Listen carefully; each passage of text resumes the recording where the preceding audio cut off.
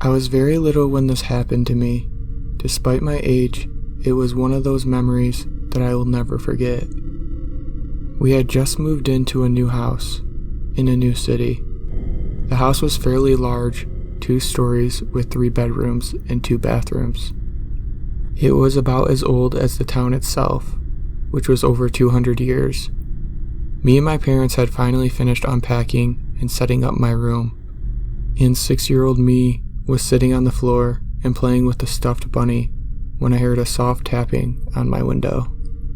I turned around and saw nothing. I then got up, clutching the bunny, and waddling over to the window. There, standing on the lawn in front of our new house, was Mr. Happy. He was around 7 feet tall, with such long limbs that his fingers grazed the grass below. His head was abnormally round, and he was wearing a long cloak made of vines and branches woven together. He had no facial features, except for a long slit going horizontally across his face. A smile of sorts. His skin looked thick and leathery, and had a grayish tint to it. I was a curious child, so instead of being absolutely terrified, I decided to wave at the creature. When he waved back, I let out a giggle and toddled downstairs. When I opened the door, Mr. Happy was gone. I didn't see him again until the following week, when I was picking flowers in a nearby meadow. I had just picked the most beautiful sunflower when I looked up and saw him standing about 30 feet away, facing my direction. I waved again, and he waved back. I started walking cautiously towards the tall creature.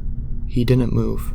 I stood in front of him now, and heard a soft noise in my brain, kind of like the noise of an old rocking chair when it's in use. The soft creaking faded, and a voice echoed through my thoughts. It was deep and as smooth as silk, and as soon as I heard it, I felt a wave of peace overtake me, and I felt calm. The voice spoke. "What is your name, young one?" "Olivia," I responded out loud. His smile seemed to widen. "Olivia." He never told me his name. I came up with the genius title of Mr. Happy because of his smile. Mr. Happy and I proceeded to play together in the woods.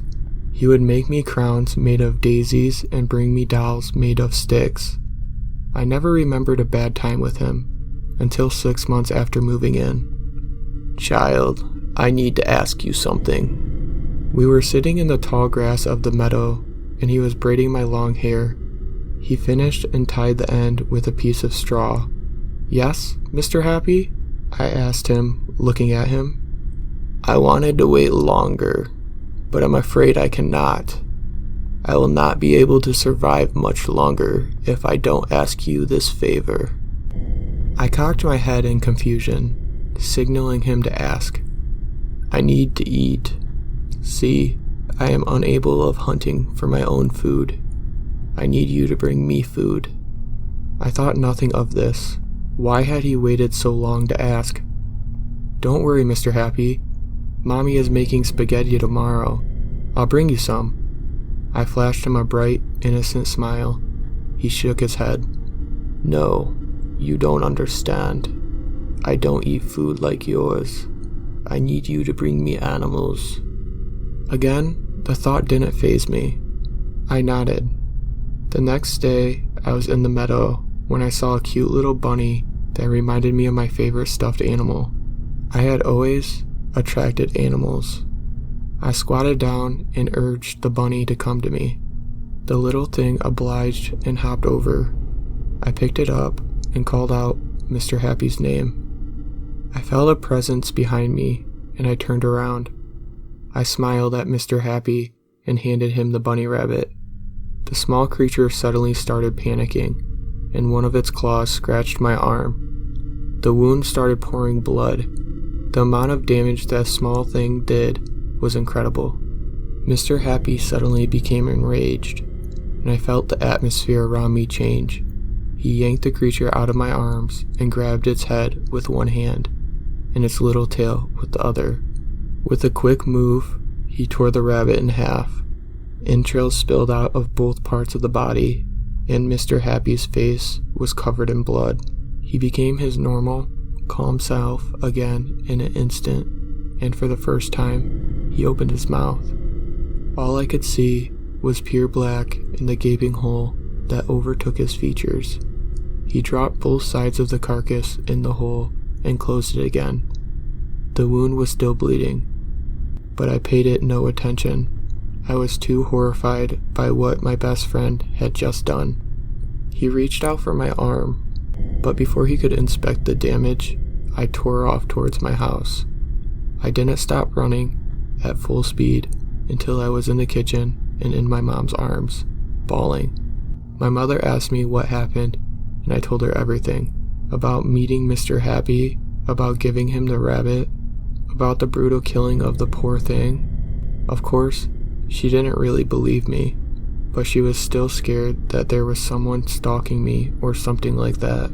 She treated the scratch on my arm and talked with my dad about the incident. We moved out the next week. When we were in the car, driving away from the horrible house, I saw him. Mr. Happy was standing in my bedroom window. I couldn't help but wave one last goodbye, no matter how scared I was. But this time, he didn't wave back. Instead, he opened his mouth, reached his long arm in, and pulled out the top half of the rabbit. He grabbed one of its bloody paws and moved it side to side in a waving gesture. That was the last time I saw him. The US government had tried for years to hide the existence of the creature known as SirenHead. They had succeeded for quite some time too. Then videos of the creature began being leaked. Classified documents concerning horrible massacres were released to the public by hackers. The news was out. The world knew. The post-SirenHead exposed world brought some changes. Camping was regulated to small, government-run areas that only contained trees of a certain height. Camping anywhere else would result in a massive fine. Almost all hiking trails were closed. In fact, virtual hiking games had become quite popular. All forests were essentially left alone, as if it was deemed too dangerous to knock down trees in order to put up new resorts or things of the like. It was a big win for conservationists. Still, deaths occurred. Adrenaline junkies and stupid teenagers no longer broke into old abandoned asylums, and instead went out into the trees. Foolish. But the public had grown truly obsessed with this mysterious creature, and different media outlets wanted to keep their viewers happy. That's where James Hainter came in. James was the host of a popular television show called Hainter's Haunts, where mysteries come to life. Anything deemed spooky or mysterious was up for grabs for the show, and a SirenHead special would be a ratings goldmine. No, James wasn't stupid enough to go looking for the creature. There were other ways to get the viewers they wanted. There were very few proven documented cases of SirenHead attacks, where a witness could be interviewed. The main reason was because SirenHead didn't leave witnesses when it attacked, and anyone claiming to have survived the creature was probably lying. Still, there were a few cases where it was known that a victim survived. One was the Lydia Johnson case. The attack had happened over 60 years ago, and though the basics of the story were well known, Lydia had never agreed to an interview to discuss the details of her ordeal. At least, not until now. Lydia lived in a psychiatric hospital called Oak Creek Hospital. Her diagnosis was never released to the public, but she was deemed in a strong enough state of mind to do the interview. In fact, her doctors saw it as therapeutic, since she was so adamant about sharing her story for the first time in over half a century. James was over the moon. This was the interview of the year, and he had scored it. He and his crew set up their equipment in a spare room allowed by the hospital. 3 chairs were set up, one for James, one for Lydia, and one for her interpreter. You see, Lydia had been born with a rare condition that left her without eardrums. Where one would have their eardrum, she was left with a thick wall of flesh. She had been deaf her whole life. She could sign and read lips, but she didn't like to speak. Children in her early school days would viciously bully Lydia for her inability to pronounce words like anyone else. As a result, she did not speak. Lydia had moved to a different state when she was 7 and had been lucky enough to make a group of 5 friends. There was Charlie, the red-headed goofball who could never pass up making a joke. There was Tanya, a pretty blonde who was stereotypically girly. Ben, a studious boy with black hair. Lance, who could play any sport you could think of and was always up for an adventure. Finally, there was the tomboy, Maddie. They were all as different as could be, yet somehow were inseparable. They had taken Lydia under their wing, and the group of 5 became 6. Ben's older brother was deaf, so Ben taught the group how to sign so that they could understand Lydia. It took a while, and some were quicker learners than others. But by middle school, they were all fluent in ASL. They grew up together and went to school together. When high school was ending, the daunting reality that their group wouldn't be together forever hit them hard. Only Tanya and Lydia had gotten into the same college. The rest had been accepted into different universities. They would be friends forever, but it wouldn't be the same. This is why they went on a camping trip, to have a week of booze and laughter and memories. This is where Lydia started her story. Lydia came into the room slowly. She was 83 years old. Behind her was a plain-looking woman named Janie, her ASL interpreter. Boom microphones were raised above their heads. Everyone took a seat. The cameras turned on. The crew grew silent, and the interview began. "Lydia," James began in a charismatic voice. "Can I call you Lydia?" "Lydia, for over 60 years, you have kept silent about the events that occurred to you and your friends. Why share now?" Lydia, being able to read lips, started signing her answer rapidly. "I recently found out that I had stage 4 pancreatic cancer," the interpreter said. "I don't have much time left, and even though I hate recalling those events from so long ago, I know that they need to be shared." "Please," said James, "whenever you're ready." Lydia paused for only a moment before beginning to sign away. "The 6 of us had found a perfect place to set up camp," Janie spoke. "It was a mile away from any town and surrounded by a thicket of beautiful trees. We set up camp and had a wonderful night of laughter, s'mores, and a bit of drinking. I'll always remember that night. It was the last good night. The next morning we all got up and explored the area around us. Tanya found the massive tree that had been burrowed at its base by some kind of wildlife. It was hollowed out inside and big enough for 2 of us to fit comfortably in at the same time. There were no bugs," she continued. "In fact, there wasn't a single animal nearby, not even a bird. That seemed so odd to us, but we pushed our negative thoughts aside. We weren't going to ruin our trip. We walked a small trail nearby, but I felt the need to go lay down.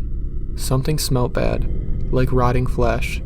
My other senses have always been sharp since I was a child. I told the rest of the group, but they couldn't smell anything over the scent of the trees, grass, and flowers. They said it was probably a dead animal hidden from view. After all, we were in the wilderness. I agreed, but still needed to turn around. The smell was giving me a headache, and I had some aspirin in my tent. I laid there until the aspirin took effect. It helped with the headache, but I could still smell that stench all the way from the campsite. It was beginning to worry me, but I didn't want to ruin our last chance to spend time together, so I ignored it." Janie stopped as Lydia's hands went to her mouth to cover a sob. She was breathing heavily as tears filled her eyes. "Take your time," James said as she pulled herself together. She began to sign again. I met back up with the group, assuring them I was fine. We walked a little further and the stench worsened. Charlie was about to lean against a tree when I signed for him to stop. Something was wrong with this tree and the one next to it, although it looked identical to the other trees to everyone else. I noticed a slight paleness to the bark compared to the other trees. Something was wrong with it. I suggested that it might be moldy. Tanya squealed and everyone laughed, but left both trees alone. We needed to go back anyways. We hadn't eaten anything all day. We had been sitting around a fire, having cooked some hot dogs, when all 5 of their heads looked up at the same time. They all claimed that they heard a little girl saying something. They listened for a moment and then suddenly jumped up. I could see Maddie was saying that the girl was calling for help. Everyone started running towards the trail we had walked down earlier. I followed along, looking about widely when everyone seemed to slow down. They were spinning, looking in all directions. Lance noticed my look of confusion because he said it sounded like she was right here. Everyone stopped spinning and stood, looking at each other, when suddenly a giant, spindly claw came down from the sky and grabbed Ben. It looked similar to the tree trunks, just a little paler. I noticed that we were back at the 2 odd trees when the ground started shaking. Clawed feet were rising out of the soil, revealing the trees to be legs. Ben was being lifted up into the air rapidly. We all looked up, trying to see what this thing was. It was huge, with tough brown skin and long hanging arms. Its head looked to be made out of 2 sirens. It brought Ben to the lower of the sirens, which was much larger than he was. We couldn't see what happened next, because a rain of red liquid came cascading down on us, obstructing our view. It took me a moment to realize that it was blood, and there was a lot of it, too much for a human to lose, and still survive. We all started running back to camp when I noticed that the other 4 had stopped for some reason. I turned around to see them on the ground, holding their ears. They were screaming. Blood was dripping down the sides of their faces as their eardrums clearly burst. I tried to grab Charlie, who was closest to me, but he wouldn't budge. I could feel the thuds of the ground as the giant feet slowly made their way towards us. I tried once more to get Charlie to his feet, before letting go and dashing into the trees. I found the hollowed out tree that we had discovered earlier and climbed inside. When it didn't run after, I knew it hadn't seen me dart away. I could feel vibrations, like things being dropped from the sky. The thudding was getting closer to me before I saw a body being thrown to the ground 30 feet away from my tree. To this day, I don't know who it was. The body was so mangled. The thudding stopped. I didn't leave the tree. The thudding seemed like it was moving away. It was getting lighter, but I knew the truth. The creature hadn't left. It was only a trick, waiting for that last person it had seen in the forest to come out of whatever hiding spot it had found and tried to make a run for it. But I knew it was there. The smell of rotting flesh filled my nostril, letting me know that I was not alone. I stayed in that tree all night. Only when the sun rose in the sky did the creature give up its facade and truly walk away. I waited till both the thudding and the stench had gone away before booking it in the opposite direction. I could barely see with the tears blinding me. You can imagine my surprise when I ran into a small army base. They had been set up specifically to look for and neutralize SirenHead. I was later informed what I already knew. None of my friends had made it. The room was silent. It took James a moment to compose himself before he spoke again. Lydia, there have been multiple cases of people actively trying to find SirenHead. What do you have to say to those individuals? Lydia Johnson spoke the first word she had spoken since she was a child, and the last one she would ever say in her life. Don't. I never thought I'd tell this story again, but I find it will be interesting for others to read. Waking up in a totally strange environment. Horrifying. Finding it's an old asylum with a pale lady with long, raven black hair flowing as her terrifying, cheerful grin smiled at me sitting beside my old, uncomfortable bed in a rusty cell. Even more horrifying, it smelled of copper scent, of blood, and rotting corpse.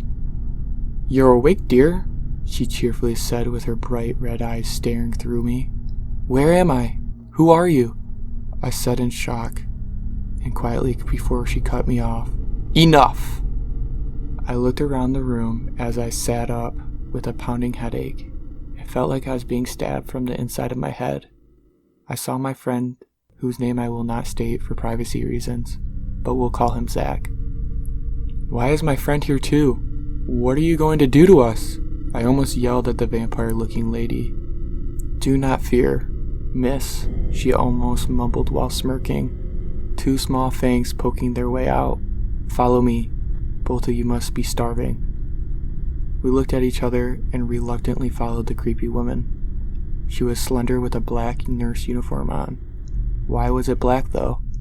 What was this place even? Why were we even here in the first place? She led us to the cafeteria. "Have a seat. You'll be getting your food soon. Miss Amelia will serve you your eggs and speak to you," she said coldly and strutted off into a dark hallway with a mist looking like it's coming through the halls.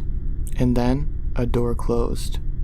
I turned my focus back to Zach and began to speak to my friend, who seemed to be stuck here just as dazed and confused as I was. "I'm scared. What are we gonna do? Where are we even?" I muttered to Zach. "I don't know. We'll be fine," he said, not even convincing himself with the statement as he awkwardly smiled back at me. Another slender lady in a black uniform walked over with ghostly white hair and pale white skin. This time, bright green eyes that subtly glowed were staring through us as she brought us 2 trays. "Hello! Welcome. I'm very sorry to inform you, but I'm afraid," she chuckled slightly, "you've both gone insane." I looked down at the green-tinted eggs in disgust, and I looked back up to Amelia with eyes wide with shock. "Impossible," Zach and I muttered in unison. "That's what they all say, darlings," she chuckled again. What was wrong with these women? "Once you're finished, please empty your tray and sit here until I allow you both to go." I finished and emptied my tray with the sickness building up in my stomach. What the hell did the lady do to the eggs? "Follow me, you two," she spoke sharply and got up, walking away, looking back at us to make sure we were following her. Following her like ducks in a row. Ridiculous. "I feel terrible," I whispered to Zach and doubled over in a coughing fit. "Oh my, I'll take you to the nurse's office." Amelia spoke with a gasp before I fainted. It was so bizarre. What the hell did she do to the eggs that made me faint? A few hours later, I woke up in a white room with 2 hospital beds, me laying on one of them, both blood-stained. I tried to scream, but there was nothing but the remaining silence as I laid there paralyzed. Yet another slender lady with light hair, a tint of blonde in the hair, appeared, her eyes a vivid purple in her black nurse's uniform. "Hello, you're awake, I see," she said with no emotion whatsoever, a blank face, cold stone, no sign of emotion anywhere. What happened?" I managed to spit out of my dry lips. "That is not your concern, ma'am," she said in the same cold tone with the same blank expression. Her eyes stared through me without a single blink. I froze again. Her cold, emotionless face and tone horrified me. She walked over to my hospital bed and strapped me down, as if I was going anywhere. I was paralyzed with fear. I tried to scream, but again, nothing came out. Just before I blacked out again, I heard the emotionless woman yell, "Ashlyn, get the other in here." I woke up at what I'm guessing was 3 a.m. The cliché time of horror, I know. This was truly horrifying though. I woke up and looked around in a pitch black room. Above me, 2 glowing white eyes staring down at me. The silhouette of a creature with 4 long legs. Bones protruding through the skin of each was behind the 2 eyes. Those 2 minutes of me staring at it while they stared back at me were the most horrifying 2 minutes of my life. I blacked out again and woke up in the morning, shaking slightly, remembering that creature. "Morning," the cold woman said blankly as usual. I glared at her, hiding my fear as she walked over and unstrapped me from the blood-stained hospital bed. I ran away so fast. "Go to the cafeteria," I heard the woman yell from the nurse's office, and I obeyed her order. I entered the cafeteria and saw Zach and ran up to him. He looked pale and just out of it. "You alright, Zach?" I said to him. he muttered. We waited for our food in mostly silence. Amelia eventually brought us our food, and I thanked her, trying to be polite. You're welcome. Enjoy, she said, smiling in an unusual manner. We ate in silence. Surprisingly, I didn't get sick after the food this time. Time for rest, the slender woman from when we first woke up here said to us, smiling in just an unsettling way as Amelia. No, Zach said calmly. Excuse me? She said. Her smile disappeared as her eyes narrowed. I said no. Suddenly, she pulled out a syringe filled with a glowing magenta liquid and attempted to eject him. He got away and kicked her in the stomach. She fell over and looked extremely angry as she sat up, holding her stomach and grimacing in pain. Stop that, Zach, she said quietly, yet angrily, as she bit her lip to try and ignore the pain. Why, you psycho, he said loudly. She chuckled and got up with the syringe and pinned him down, hovering the syringe over his throat. You think I'll hesitate? She chuckled. He suddenly got up and started doing the renegade. Not an appropriate time, but he managed to use the swing part as a punch while he yelled, Renegade! She fell to the floor, but got up and injected him with the syringe. Run! He managed to yell, just before blacking out as he pointed to a door. I ran as fast as I could and opened the door. I hopped a small fence and ran further, turning back only to see an abandoned asylum. No wonder it was empty and scary. I managed to get help and found my way home. I am still unsure of how I got there and what their intentions were. I'm also unsure of how Zach is doing, if he's still even alive. I hate having this vivid memory implanted in my brain. The last thing you want to come across when packing up your recently deceased parents' estate is their sex tape. But sometimes, it's exactly what you need to find. People are here one day and gone the next. I didn't expect my parents to live forever, of course not. But when someone is taken from you, you're left with the overwhelming feeling that maybe you could have done something. I had seen them just a week earlier, I think. I have some new meds that make my head a little fuzzy. Most people are lucky and will never know what it feels like to have someone close to them be murdered, especially their parents, both at the same time. I'd make a Batman joke, but I'm actually pretty torn up about it. I was at work when I received the call. Their bodies had been found completely nude, practically decapitated, and had been sexually assaulted. What reason would someone have to murder a random elderly couple in nowhere, Nebraska? No forced entry, well, other than the sexual assaulting part, nothing was taken. So, why? Long story short, I did my grieving, buried my parents, and the case went cold. Finally, I forced myself to get over to their house, well, my house, and started packing. You don't realize how many memories you leave behind when you leave home until you go back and have to shove it all in fucking boxes. Photos, my plastic fire helmet, the journals my therapist made me keep. My parents went through a bad divorce when I was 8, resulting in a year of foster care. They got back together 10 years later after having other children. I'm the oldest by 14 years. Thank God I brought a bottle of vodka. I couldn't shift through years of my life like this without it. As I downed the rest of the bottle, I noticed my old VHS camcorder peeking out from underneath the bed. Intrigued, I stumbled over and pulled it out. The last thing I need in this drunken depression is old home movies, but fuck it. I'm already in this deep. Luckily, the one and only television in the house was a 12-inch VHS combo. Huh? Maybe that's why nothing was stolen. They never could keep up with technology. Don't get me wrong, they were loaded. I slipped in the tape and instantly realized that this wasn't my 3rd birthday party or family trip to the beach. It was my dad, knuckles deep in my mom. Luckily, I still had the fireman's helmet nearby because I filled it to the rim with vodka and pizza rolls. I blindly fumbled for the power button, desperately trying to get the sound of my mom moaning to stop. After hitting every fucking button on the TV, I was finally met with blissful silence. As I sat in that silence, I realized a few things. 1, I wasn't drunk at all anymore.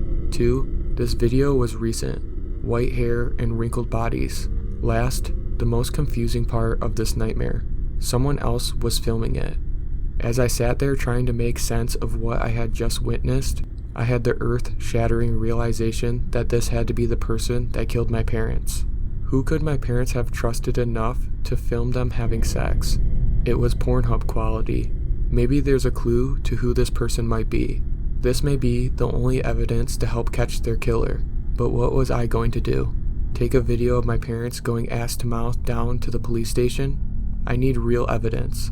My only option was to see if I could find anything that would help ID this person. I struggled internally as my finger hovered over the power button. Was I really going to turn this shit back on? It's not like I hadn't seen porn before. Not that this was at all the same. But if I just ignore the fact that it's my parents and only focus on looking for clues. I pushed the buttons, causing the moans to return. Nope, nope, nope, I yelled. I turned it right back off. Am I just going to let this guy get away? I asked myself. I pressed the power button and slowly turned to stare the horror in the face. I felt as though strips of my soul were being ripped from my body. Tears ran down my cheeks as I turned away. Popping in and out of frame was the barrel of a gun. This was against their will. What kind of sick fuck could do this to people? After a few more hesitant glances, I did notice one other thing about the video. It took places in the crawl space under the house. As I crawled my way through the 2-foot gap between the floorboards of the house and wet, muddy ground, choosing this over watching any more of that fucking video, I shined my light trying to find anything, something to justify coming down here. I find the cardboard stage used in the video and spin around seeing nothing but mud, rocks, and my pill bottle that apparently fell out of my pocket. Huh? Can't lose those, I thought. I didn't even know I had them in my pocket. That reminds me, did I take one today? Can't get off track, looking for clues. After 15 minutes, I was tired of being wet and cold for nothing and headed back inside. Is all this even worth it? I pondered. What the fuck did they ever really do for me? Deciding to take one last chance with video, I pressed play. Sitting inches from the screen, I looked for anything. Anything at all, too. That's when I see it. A reflection in the small window built into the foundation of the house. I rewind and pause the video. What I saw didn't make sense. I didn't understand. It was me. My memories came flooding back. The phone call with my dad saying that my house was going to be sold and split upon their death, 1/6 of the fucking profit. I rushed here just to talk some fucking sense into them. To remind them who was there long before anyone else. The only one that suffered foster care. I walked in, of course. They were in the middle of making another demon spawn to give part of my house to. Instantly yelling about me being off my meds. Again knowing how much it pisses me off. I hate the fucking medicine. I'm not me when I'm on it. I didn't know where the gun came from, but it was in my hand. I pointed it at them. No, go ahead and finish. I'll wait. Why don't we get the camera and make a nice home video like we used to?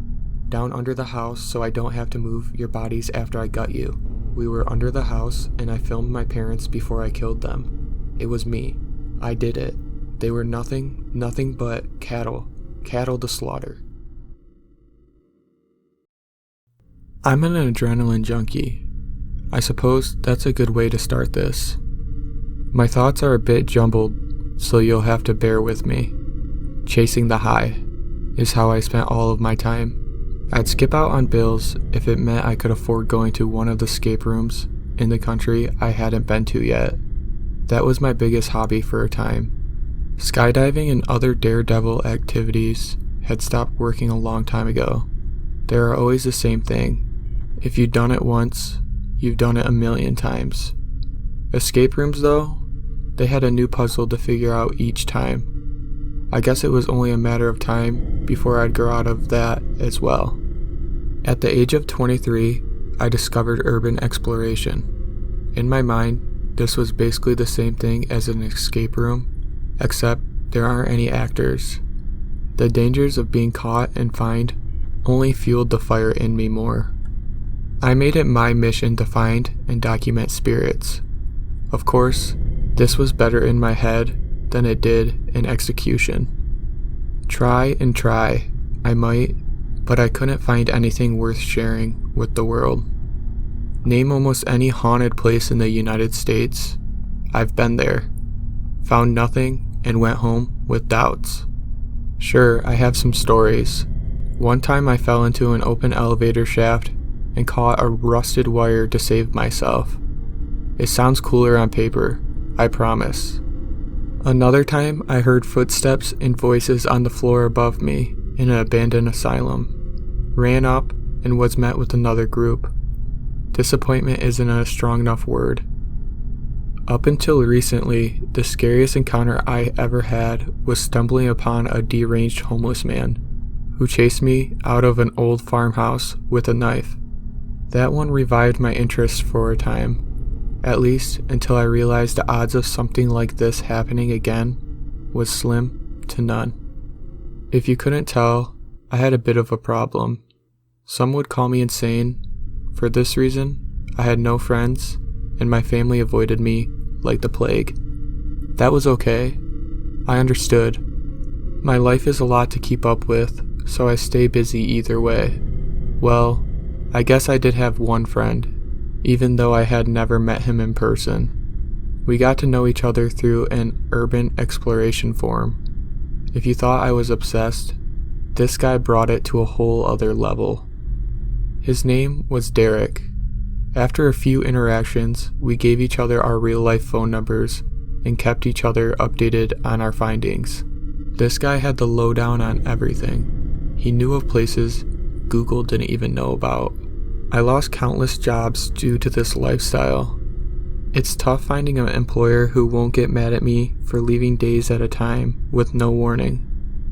How I made it work for as long as I did is just as much as a mystery to me as it probably is to you. Call it good luck in getting hired department or something. If I lost a job, I could find another one pretty quick. Of course, this meant I never worked anywhere prestigious. But hey, if I ever caught something worthwhile on camera, maybe I could set myself up for a while. As you can assume, this started seeming more and more like a fairy tale, day by day.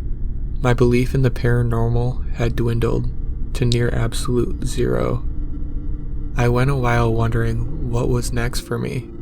Doubt I'd find the next high creeping more and more into my subconscious every day. I was 25 now. I had spent 2 years wasting my life and had nothing to show for it. Just a sketchy job history and an empty bank account. It's not like I could do much with all my footage either. What was I going to do? Incriminate myself by publishing videos of me breaking into almost every place of interest in the United States? Surprisingly, I began to accept my fate. It was finally time to nut up and fix my life. For a few weeks, I tried reconnecting with my family and got on speaking terms with most of them. My old friends gave me the silent treatment, but honestly, I didn't blame them. Life was going okay for a time. That is, until I got a text from Derek. It read, "Hey Tom, I got intel on an abandoned asylum in Montana. I know those are your favorite. Going to check it out in a week. Supposed to be the real deal. Many missing persons cases in the area. I'll send you the coordinates, so if you don't hear from me, you know where to look. You know me though. I always carry." Attached was an image with the coordinates. I'd be lying if I said his text didn't pique my interest, especially considering I live in northern Idaho, and this place wasn't all that far away. I've traveled all the way across the country before. This would be nothing. But my life was starting to move forward. I couldn't let this stop that. Plus, I knew Derek would update me if he found anything. Even if there wasn't, he'd text something like, "It was a bust," or something along those lines. Fast forward 2 weeks. I'm ashamed to say I had spent every day that last week waiting for an update. It was getting to me, so I texted Derek. "Hey Derek, find anything in Montana?" It wasn't like him to not update right away. As I said, he was really into this stuff, and it was like he couldn't wait to tell me everything once he returned home. I wouldn't have been surprised if I got a response within a few minutes. Fast forward another 2 weeks, and no response ever came. This left me with a moral dilemma. What if something did happen to Derek? What if he needed my help? The adrenaline-fueled habits returned to my mind, and I'm sure you can guess what happens next. This story wouldn't exist if I didn't do exactly what you expect. I had no info on the asylum other than its location. It would have to do. I began the drive around noon.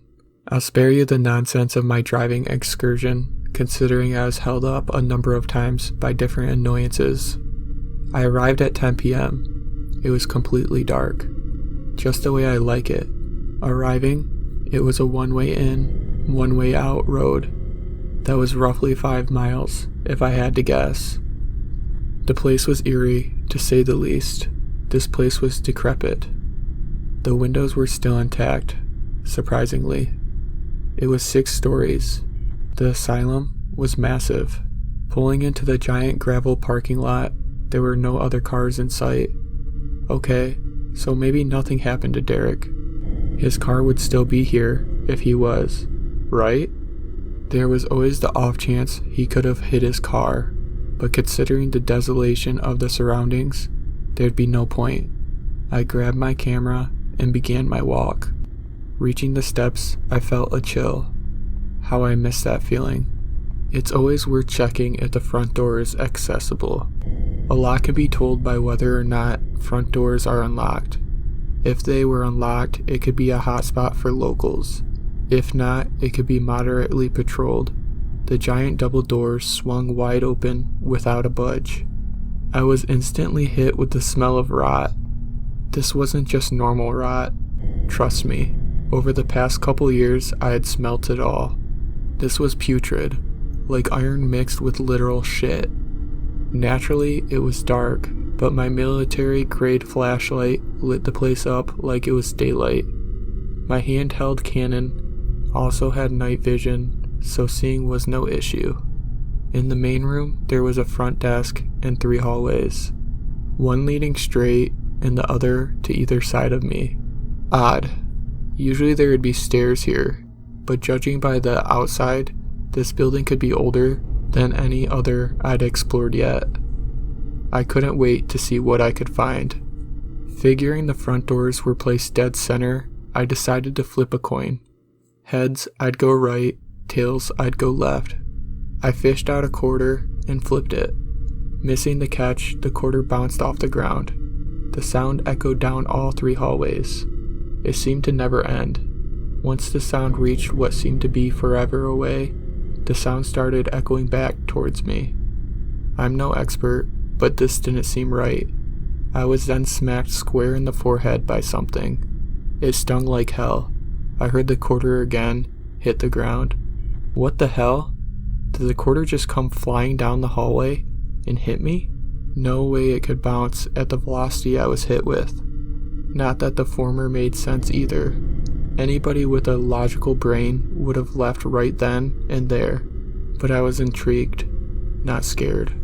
Dreams of catching something and becoming famous began flooding my mind in the same way it used to. I shined the flashlight down to my feet to find the quarter. Yup, this place must be the real deal. The quarter was sitting on its side.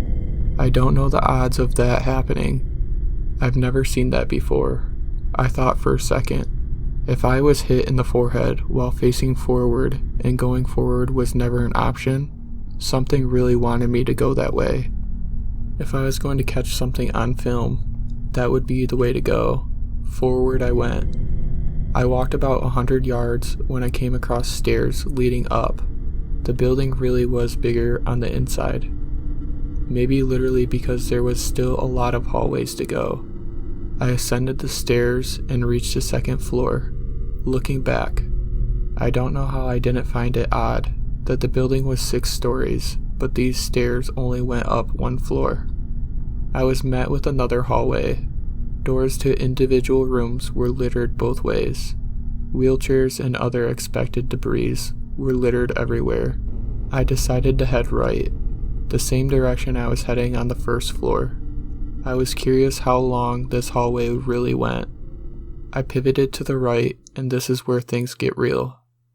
10 feet in front of me was a girl in a nightgown, long black hair covering her face. Holy shit, I caught something. I checked the camera and she showed up clear as day. "Ma'am, do you need help?" I asked. I was ecstatic. This is something no one has ever captured before. The clearest footage possible. This was bound to go viral. I took a couple steps towards her. "Leave," she whispered. I couldn't think of much to say, but I managed a quick, "Why?" "Leave. Leave while you have the chance. You don't have much time," she said. "What do you mean?" I asked. This was unreal. Not only did I capture a spirit on film, but I was having a conversation with it. Derek wasn't kidding, I mumbled under my breath.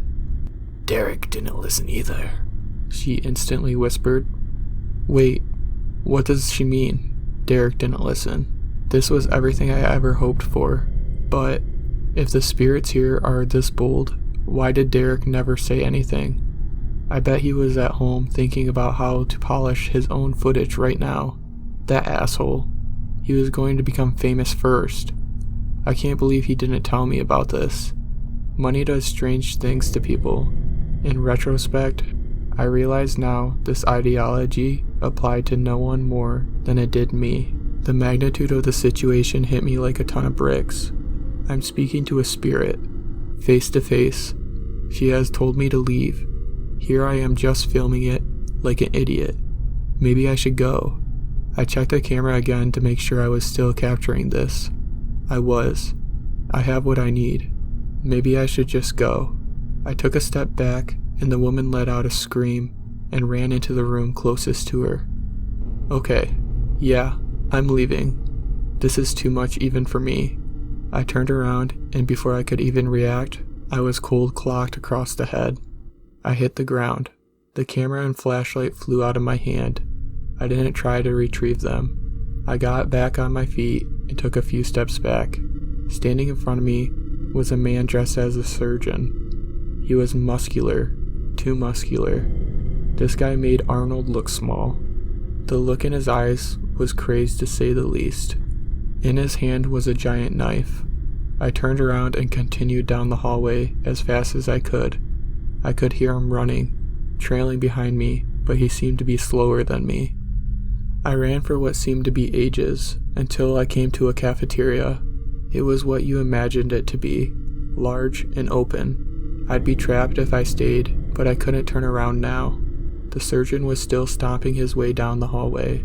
The kitchen was my only option. I hopped through the serving window and was impressed by the size of this kitchen. I chose to hide inside one of the ovens. There were 5 ovens in total, and everything else was too wide open to risk. I climbed in the last one and held my breath the best I could. The surgeon entered maybe 30 seconds later. He was searching everything, pulling counters off the walls with brute strength and flipping them over. He got to the ovens and searched the first one, then the second, third, fourth. He placed his hands on the door for mine, and that's when I heard something clatter in the cafeteria. He must have heard it too, because he let out a guttural scream and released the oven to find the source. I might be saved.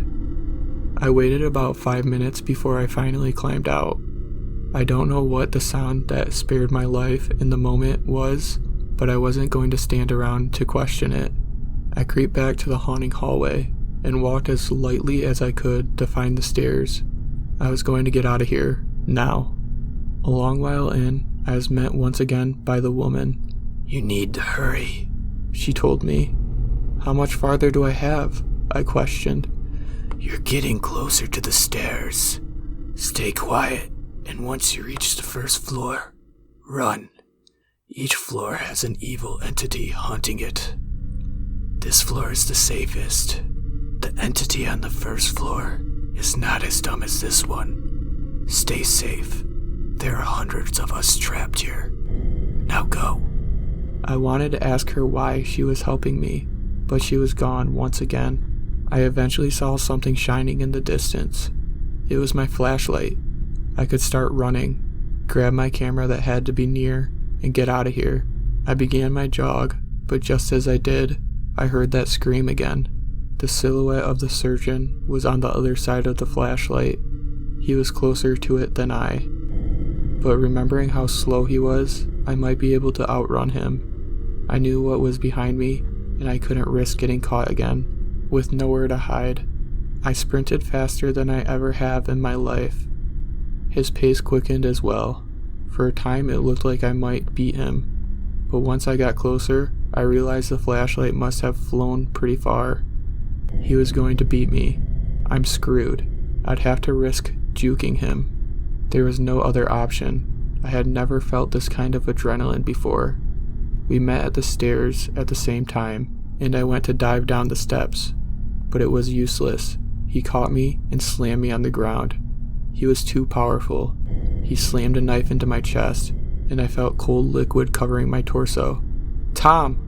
someone yelled. Next thing I knew, someone tackling the surgeon off of me. I scrambled to my feet and flew down the steps, not questioning why they knew my name. I reached the first floor and began another mad dash to escape this hell. The floor was littered with blood. It was everywhere. I could hear hundreds of voices telling me to run. It was overbearing, but I did just that. I reached the doors, went through them like they weren't even there, and flew down the steps. Then I hit an invisible wall. Looking out into the parking lot, there were cars everywhere, mine included. I suppose I got everything I ever hoped for. It wasn't worth it though, because in the end, it cost me my life. My family's property in North Washington State is nice, but we don't get to go back all that often. When I graduated from college, I intended to celebrate after buckling down for 4 years, and I would start by spending my first weekend there in 10 years with my boyfriend Kyle. It was a little cabin on 100 acres my father had bought for a steal. He had sold off a few acres over the years to make a little extra, but that left us with 40 to explore. And trust me, 40 acres in upstate Washington is plenty with how tightly the trees are packed. On either side of the trail leading through the property, it was almost a solid wall of forest. It was cozy enough, with 2 small bedrooms on the second floor. My parents had someone clean it every month, so we didn't have to contend with an inch of dust or a wave of the stink of rotted food. So after we turned the power on, unpacked, and had a look around, we went straight to the cave. The cave was the center of a few childhood memories. The first, when my father discovered it after cleaning some overgrown brush. The way in looked a little steep. One misstep and you're tumbling the rest of the way in, so he forbade me from going near it. I had books and a Game Boy to distract me, so I obliged him. But all of that was in the past, and my dad loaned me the keys to the cabin for the weekend. Somewhere in the back of my mind, I thought about finally going on that long overdue spelunking expedition, but I wasn't really that committed to it. This was obvious when we saw the new brush that overgrown the way into the cave, and we both shrugged and turned back. The first night was pleasant enough. We watched movies, drank beers, among other things. Kyle was a city boy, but he didn't have the usual problem with the quiet of the countryside. He actually had never adjusted to urban noise, be it car horns, sirens, or shouting from the streets below. So he slept with the miniature fan running, not because he needed background noise, but because he couldn't stand the background noise that he was bombarded with for most of his life. He kept it through all 4 years of college, out of habit, and now, when he should have reveled in the overwhelming quiet of the country, he found he couldn't handle it now, so the fan remained. I was awakened in the middle of the night by Kyle shifting around in the bed. As the darkness coalesced into something more familiar, I realized the fan was off, and Kyle was sitting up, his back rigged and his head tilted quizzically. "Do you hear that?" he whispered. I don't know when he noticed I was awake. He hadn't turned to look, so engrossed was he in whatever he was listening to. And I heard it. A low, mournful howl was coming from the distance. The cabin was heavily wooded on 3 sides, and I couldn't pinpoint which of the 3 it came from. "It's Bigfoot," he whispered, excitedly. There it was. He was a Sasquatch expert, He professed to be a skeptic, saying you don't have to believe in ghosts to enjoy ghost stories. But he knew every detail about every purported sighting. He knew the quote, unquote, science behind all of it, including the giganta, whatever it's called, the real extinct species of ape that might still live in these parts. It's any number of fauna that lives out in the woods in the Pacific Northwest, I muttered. It was distant. I had to admit I wasn't the outdoor person I could have been.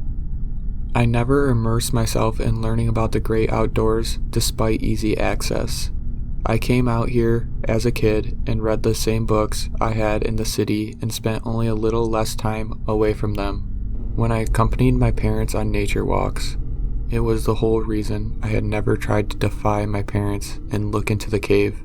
As a result, I had no idea what I was listening to. Owls? Coyotes? It could have been anything to my untrained ear. They're out here and we're in there, I moaned. You're not going to go chasing after Mr. Squatch, are you? No, I'm just going to listen, he said softly. Okay, don't give yourself nightmares about giant, smelly-ass apes, I muttered half into my pillow. As the howls faded, one by one, and into the distance, I remembered the cave. It was the last thing I thought of before the light of morning flooded into my eyes. As I cleared the fog and smelled the coffee brewing downstairs, I picked up that thought again. I was a big girl now, so I might as well take a look. How long did the howling go on? I asked Kyle as soon as I entered the kitchen. Kyle handed me my mug. On and off for another hour. You had to listen real hard. But it actually got a little nasty 10 minutes after you conked out. Nasty? How? Well, it started out as pack noise, like when any wolf or coyote is howling at the moon, or with the rest of the group. But I started hearing these god-awful screeches, cutting in and out. However many animals there were, only a couple of them seemed to be having a shitty night, and it got to be real far off, but I'm pretty sure when the last one stopped screeching, that ended the whole thing. So were they killing something? But it's not like either of us would know, so it might as well have been a rhetorical question, I had to say. Kyle was pretty chipper for how much sleep he had missed listening to those animals party for so long. He just met that question with a shrug, and that conversation was effectively over. So on to the next bit of business. I think we should go look at the cave one more time. We gotta do something in the great outdoors if we came all this way, I told him during breakfast. Maybe we can clear out some of that brush and finally look inside. We can drink beer on the back porch instead of the living room. That's outdoorsy enough for me, Kyle joked. Well, I wanted to take a look at that cave. I don't even know how steep it is, so I don't want to go alone. Hey, I was just kidding about staying in. I need to have a little adventure myself before heading back to the city. We were out of there just minutes after the dishes were in the washer. As we crossed the backyard down the trail into the tree line, I noticed Kyle was looking at the ground in every direction as we went. I knew he was excited now, and I could guess about what. You're looking for Bigfoot tracks, aren't you? Look, there's no way a breeding population of creatures that size can live out here. They wouldn't have enough to eat, he assured me, unless you believe in some kind of mystical forest garden like the Native Americans did, which I don't. And if it was that, well, there's not really much hope of catching one. But you're still looking anyways, I said, amused. I'm looking for... He paused, considering his words. I'm looking for signs of whatever people consider to be Bigfoot. I think the process by which people misidentify normal things is just as interesting. We had seen it the day before, and today it was so different. There could be no doubt a portion of the brush had been cleared away and lay scattered about the entrance. I turned to look at Kyle. My first thought was a mountain lion had torn its way in to hide, but I don't remember if animals know enough to recognize a physical barrier as movable. I did have my pistol holstered at my hip, and this emboldened me enough to let me decide to investigate. Kyle was raring to go in first, despite being unarmed himself. Okay, I got an idea. I go in first and I help you down if you need it, so you don't fall going in. Does that work? It did. I guess I didn't really think there was anything dangerous in the cave, given how quiet it was. A long stretch of nothing emanated from the mysterious hole in the ground, unbroken no matter how intently we listened. Still, just to be on the safe side, I gave him my holster, which he awkwardly strapped on in case there was a bear inside. I couldn't decide if it was just doubt or cockiness that made us chance it. It just came down to probability, so down he went, awkwardly crab walking into the darkness. He was quiet for a long time, which could only be a good thing, but it didn't feel that way. It became more ominous than any scream. "Kyle?" "Yeah," came his emotionless reply. "Are you okay?" I guess. You might want to come down here." I did that half crab walk, half slide he had done, and still I started to tumble a little too fast before Kyle caught me and eased me to my feet. As soon as I was steady, he was immobile again, staring at what had caught his attention before. You kind of expected to see one of them loping through an open clearing, like in the Patterson-Gimlin film. It took a moment to fully process what I was seeing, because it wasn't the context you expected to see one, whether you believed it or not. It was easily 7 feet tall when standing, but it wasn't. It lay sprawled, face down, in the center of the cave. The bullet-shaped head lay face down on a large rock, and a trickle of blood flowing from the head had dried on the stone. The smell was nauseating this close. It smelled like a skunk added its own cocktail to pure distilled human BO. Jesus, these things must give birth out their assholes, Kyle exclaimed, lifting his shirt over his nose. I had never believed in the stories, even when I was a kid and gullible. I simply hadn't cared enough to form an opinion, but now, especially having seen the fake bodies various rednecks had tried to pass off as the real thing on the news, I might be a believer, if only my mind can process it. All this meant I was dumbly staring at the enormous body, with Kyle snapping me out of it with a slight shake of my shoulders. I realized he had been whispering my name, and when he had my attention, he pointed to the far corner of the cave. Over there, like he needed to point it out, the light from the sun penetrated down into the cave, just enough to see the hairy form crouched in the back. He quickly aimed his flashlight, and I saw that the first Bigfoot wasn't alone. It was chimp size, but didn't run on all fours. Its fur was a dark reddish brown, and it had more human proportions than any ape or monkey I had ever seen. People always classify Bigfoots as monsters, but take away the aura of mystery and this was clearly just an ape, albeit an ape with more human-like properties, so it was a baby. I was fully aware that a fully grown chimp could maim a person my size as I placed a warning hand on Kyle's shoulder. We seemed to have an unspoken agreement not to make too much noise as he handed my pistol back, which I leveled at the baby monster. It had seemed to run to the back of the cave at our approach, and it looked at us, its eyes wide, cowering in the farthest corner. If it was shaking any harder, I'd be able to feel the vibrations from where I was standing. "So you're seeing what I'm seeing too, right?" I asked. Kyle nodded. "Doesn't seem dangerous," Kyle said softly after a few moments. "The baby Bigfoot, Jesus, I'm actually using those words, was looking at us with eyes so wide they threatened to pop out of its skull, but it wasn't showing its teeth, which was a universal sign of primate aggression. Hey fella," Kyle cooed, "hungry?" He pulled a granola bar out of his knapsack, unwrapped it, and waggled it in the direction of the little creature. "It's okay, I won't hurt you." I've seen apes and monkeys clearly mourning the deaths of their parents, and they would stay by the body for days, but the young Bigfoot needed to eat. Hell, it probably never stopped eating to get as big as the mother clearly was, so it started to quietly crawl over to us, a few steps at a time. This wasn't knuckle walking. This crawl was like that of a human. "Don't hand it to it if you're going to do that," I hissed. Kyle nodded and tossed a granola bar over to the small creature. It jumped back as the treat plopped to the cave floor in front of it.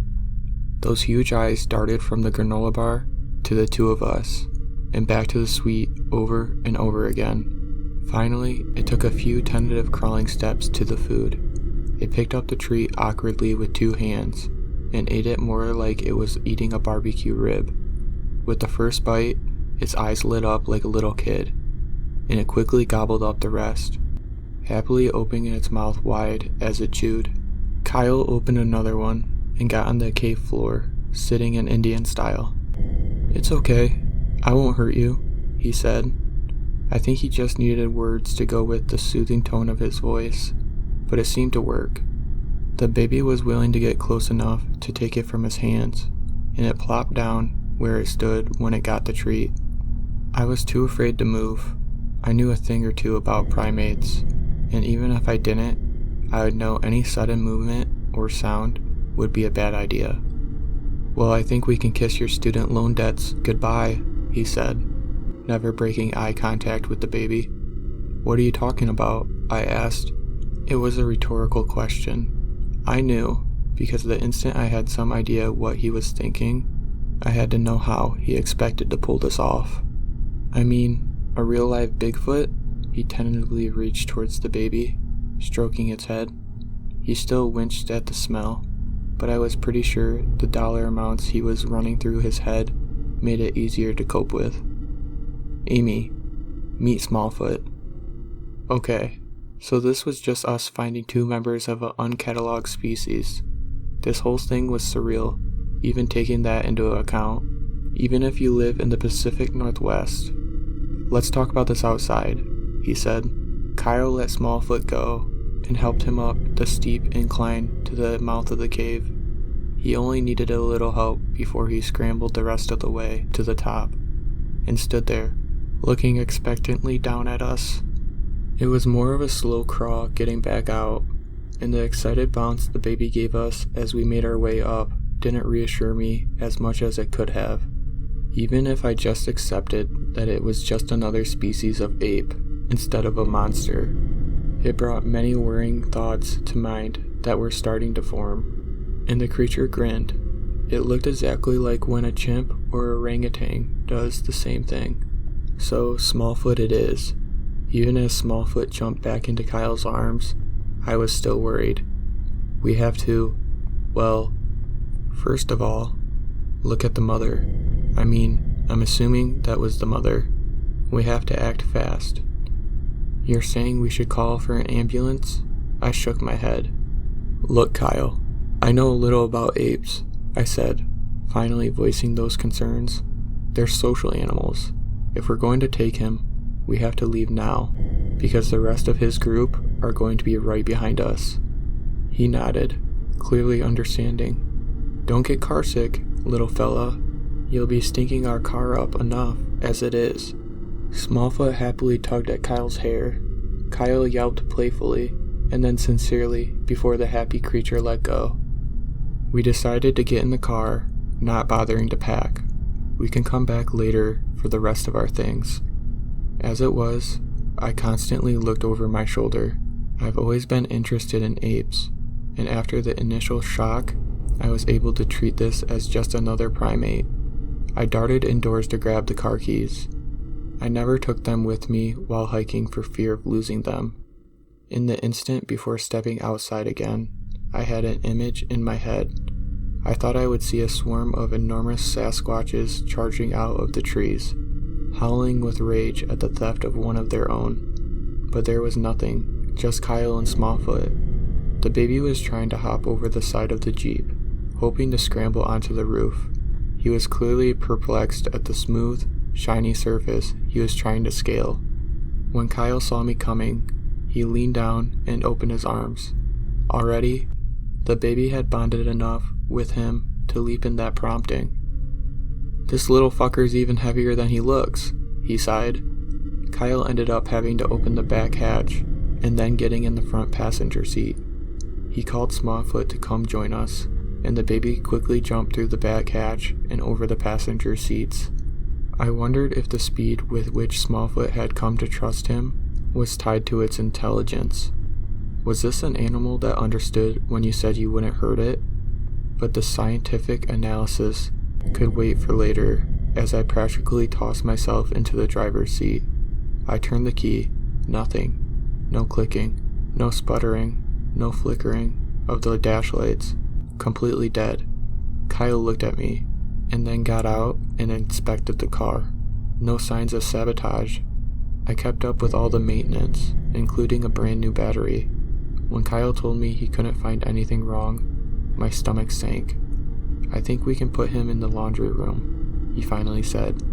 "If he sees 4 walls and no windows, it might not occur to him to try to escape. If they come," I said at last, "we give him up immediately. Understand?" Kyle nodded. "What if they're still mad at us after they get him back?" Kyle asked. I pointed to the pistol on my belt. "A few shots should scare them off," I said. "Apes are pretty easy to spook, and I've never heard of a Bigfoot killing someone. Then again, I've never heard of a primate species evading modern technologies for decades on end, but we had just discovered one." Kyle let Smallfoot down, and the creature seemed willing to follow him, only stopping at the edge of the front porch. "It's okay," Kyle said. "Come on in." And the little cryptid toddled happily in at this invitation. My parents had a golden retriever that was old and rickety now, but I found a few dog toys left over from his puppyhood to keep Smallfoot entertained. I must state again how shocked I was that the baby had been so agreeable to be led around. I tossed them into the laundry room and gently closed the door behind him when he ran in after them. I didn't hear any noises of protest from inside the room as I walked away.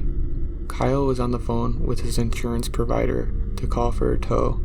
"Still on hold," he sighed when I looked at him questioningly. I unbuttoned the holster but didn't do anything else as I walked from window to window, scanning the tree line for large moving shapes. I saw none, but I nearly jumped out of my skin at the ear-splitting electronic screech behind me. I turned just in time to see Kyle clutching his phone at his side, rubbing the ear he had been holding it to. When he looked at the phone, I saw him fiddling with the power button. He held the black screen up to me, a chagrined look on his face. "And here we were, all happy we still got reception out here," he groaned.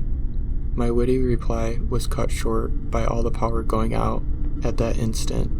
I didn't hear any noise except that of everything powering down, but I drew my gun immediately. "Get away from the windows," I whispered.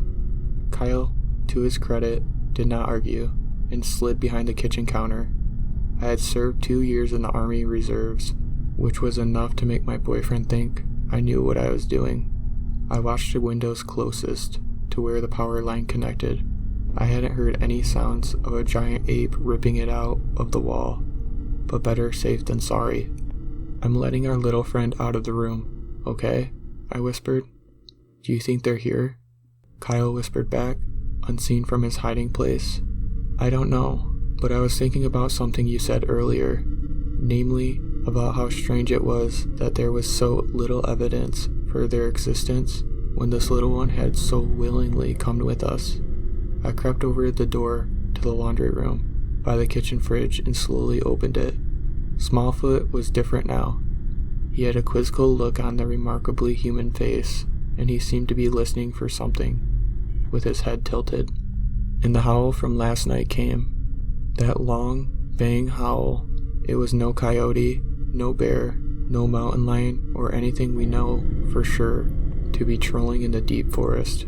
And this time, it was coming from the tree line in the back of the cabin. Instantly, Smallfoot was in motion. No matter how big and heavy his mother looked, he was as fast and agile as any small monkey flying through the treetops. With a few quick hops, he navigated to the railing on the second floor, and with one final swing, jumped onto the support beams in the ceiling, now officially out of our reach. I had barely managed the barest of attempts to grab him before he was out of my reach. Kyle and I both stared at him, our mouths agape, and we both had the same thought. Something was very wrong. From below, we could see that Smallfoot was shaking with terror at a sound that revealed the presence of another of his kind. My first thought was that the mom had woken up, if that was the mom in the cave, and tracked down her baby. I was certain he should recognize the call of his own mother, and he should have been overjoyed at her return. If it wasn't the mother, it had to be another member of its group.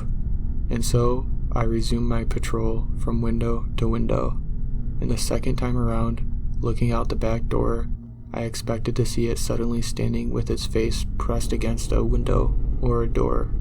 But it was standing way back at the edge of the tree line, another giant like the one in the cave. It stood perfectly still as another howl from outside came to my left, from the north. Great, the whole group, I thought.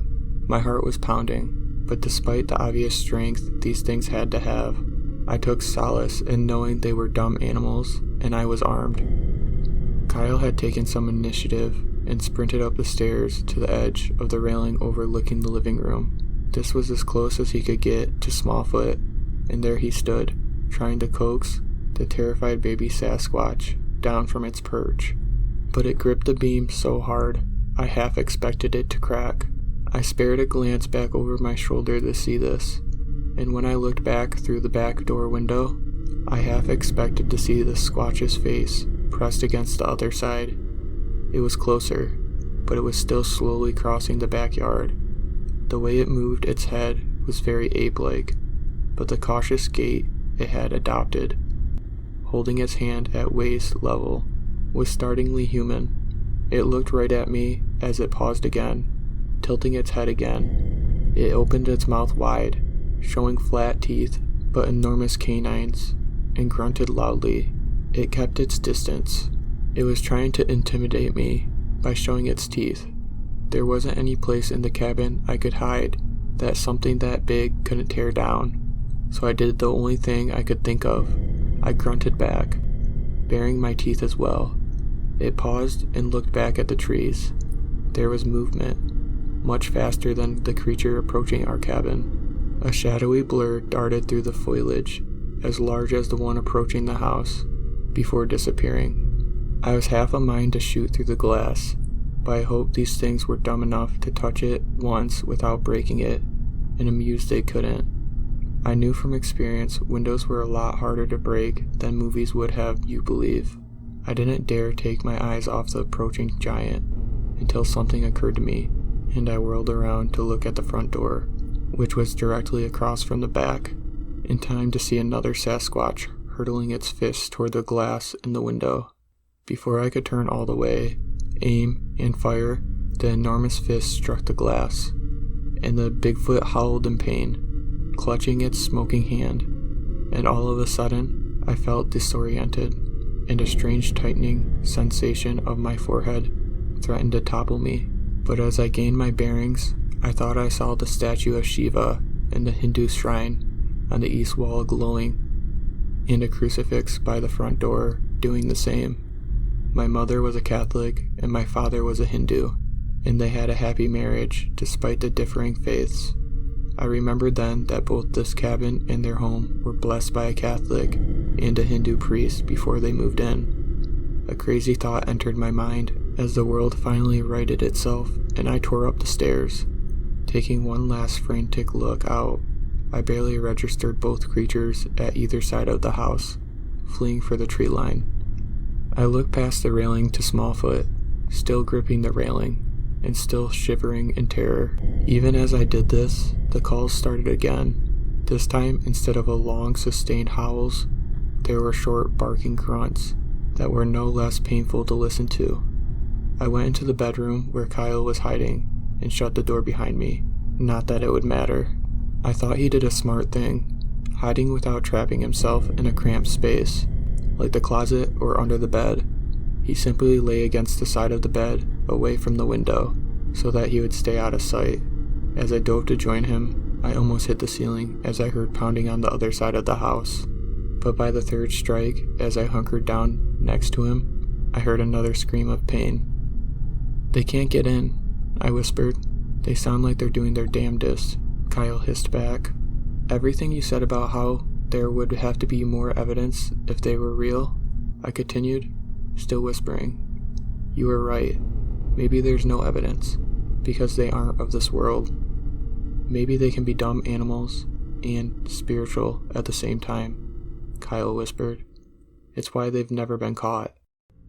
Well, Smallfoot needs to vanish back into the spirit world before Mom tears down the cabin. This is coming from someone who always questioned why vampires just don't burn down the house in movies, where they have to be invited in.